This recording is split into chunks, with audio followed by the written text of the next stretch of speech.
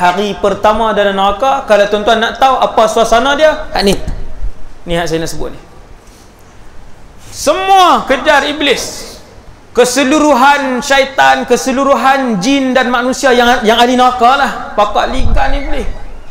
Tuan-tuan duk lapi ni, geram tak kat dia? Geram. Sebab apa? Sebab dah tahu dah. Maka iblis pun berdiri di satu tempat yang tinggi di dalam neraka Jahannam. Semua ahli neraka pakat kutuk dia.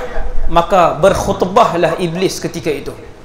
Innallaha wa'adakum wa'dal haqq. Ni ayat Quran, tuan-tuan. Allah SWT menceritakan apa yang berlaku pada hari pertama di dalam neraka Jahannam. Dia pun berdiri tempat tinggi, dia kata, sesungguhnya selama ini Allah telah memberikan janji kepada kalian dan janji Allah itu benar. Hari itu iblis mengaku, innallaha wa'adakum wa'dal haqq. Tuan-tuan, ini ucapan dia.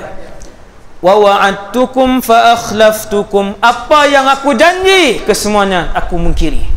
Siapa dengar, tuan-tuan? Seluruh ahli neraka yang ikut nasihat dan tunjuk ajar iblis dan syaitan di atas muka bumi mendengar ucapan itu. Wa ma kana li 'alaikum min sultan. Iblis kata apa waktu tu? Dia kata, sebenarnya aku tak boleh buat apa pun kat hangpa. Tuan-tuan sekalian, kita atas dunia hari ni, kalau iblis duk bisik kat kita, kemudian kita tak buat, benda apa dia boleh buat kita? Dia boleh angkat batu sembelih? Boleh. Ni iblis beritahu, sebenarnya kalau kalian engkar arahan dan nasihat aku, sedikit pun aku tidak boleh memudaratkan kalian. Betul tak? Illa an da'utukum fastajabtum li. Aku hanya bisik dan tunjuk tempat-tempat jahat dan lorong-lorong jahat, kemudian kalian yang ikut.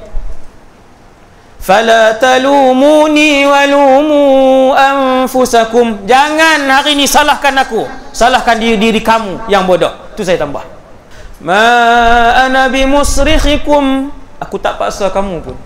Wa ma antum bimusrikhi. Dan hari ini jangan paksa aku apa-apa. Itu last.